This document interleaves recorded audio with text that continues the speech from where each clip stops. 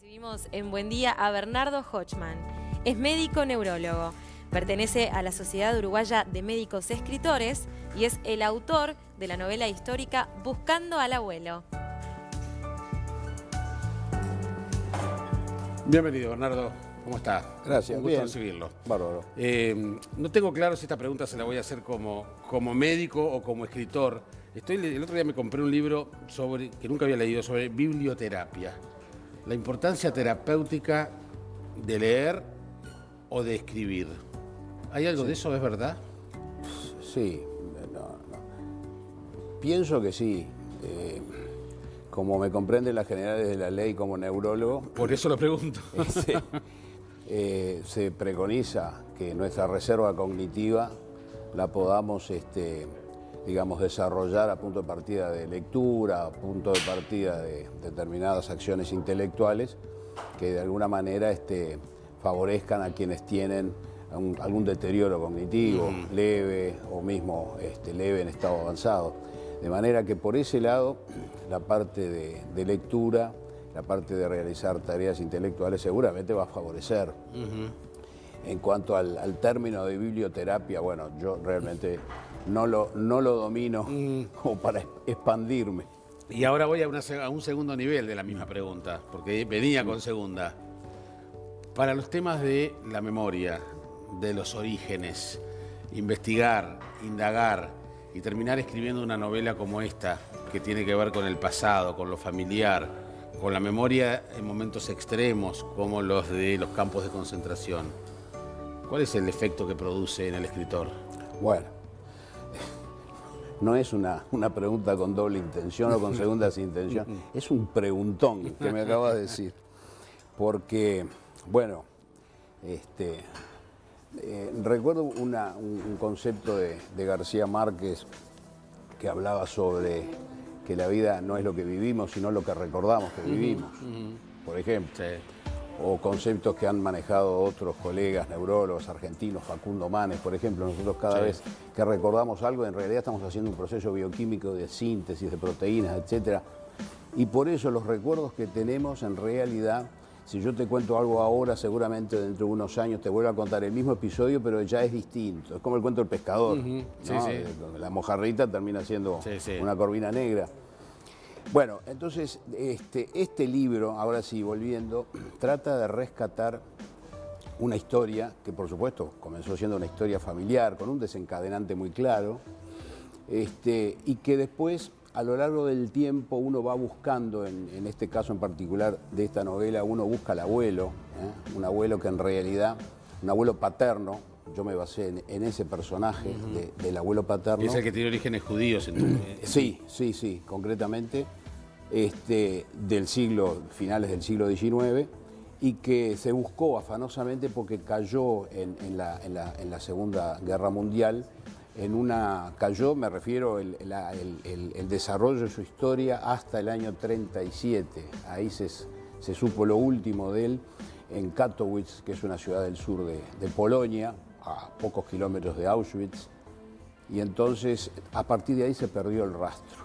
Y el interés nuestro de rescate justamente de historias familiares nos llevó a que lo buscáramos afanosamente, pero bueno, quedó en el 1,5 millones de judíos que realmente se desconoce el paradero.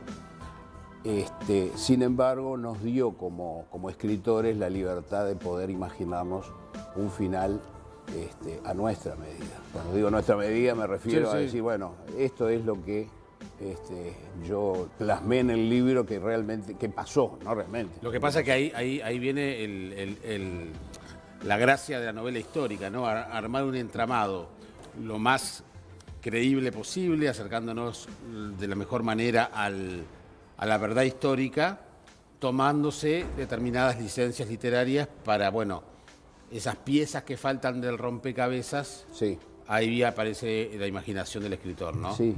A mí siempre lo que me obsesiona con las novelas históricas es el porcentaje de realidad y el porcentaje de ficción. Porque me parece que por allí pasa también el vínculo que el escritor genera con el lector. Es decir, yo me tengo que creer que el abuelo de Bernardo estuvo en estos campos de concentración, pasó lo que pasó. Y bueno, después si como terminó la historia es real o no es real, yo también sé que estoy enfrente a un ejercicio literario, a una novela. No estoy frente a un libro de historia. Exacto. Bueno, eso te iba a decir. Claro, la conjunción de datos históricos, de lo que sucedió, de tanto lo que sucedió cuando estuvieron en Buenos Aires, porque de hecho es una novela que se va manejando con diferentes, digamos, con diferentes años, inclusive con diferentes siglos, de distintos personajes que van haciendo irrupción, más contemporáneos, más alejados en el tiempo, que después vuelven, ¿no es cierto? Y que esos lugares, esos tiempos, por supuesto que existieron. Hay datos concretos, ni que hablar de episodios de la Segunda Guerra Mundial, de los campos de concentración, pero bueno, también sucedieron los viajes en el Atlántico Sur de distintos barcos que durante la guerra siguieron transitando. Los episodios que aparecieron, que están descritos al comienzo, más que nada de la novela en la Argentina, también ocurrieron, son datos precisos. Entonces, lo que tú decís, a esos datos que son realmente históricos y se basan en esa evidencia histórica, aparece la ficción, ¿no es cierto?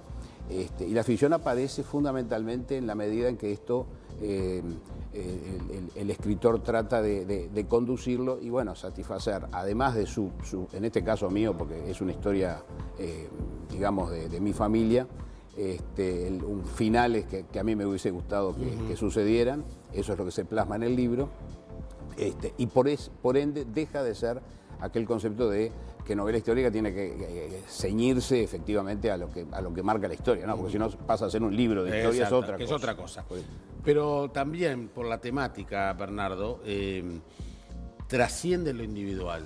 Será tu abuelo, pero en definitiva esa búsqueda, ese personaje, pero en definitiva también trata de un tema que nos involucra a todos, que involucra a una gran colectividad, a una diáspora, a un país que los recibió, a una zona del mundo que los recibió, a experiencias que justamente, gracias al recuerdo permanente, es la forma de que no se repita. Exacto. El Holocausto fue un tema capital, aparece en distintos capítulos, abarca distintas generaciones, este libro abarca 3 generaciones. Claro. Y entonces está presente, en algunas generaciones más que en otras, obviamente, porque son protagonistas de ese Holocausto.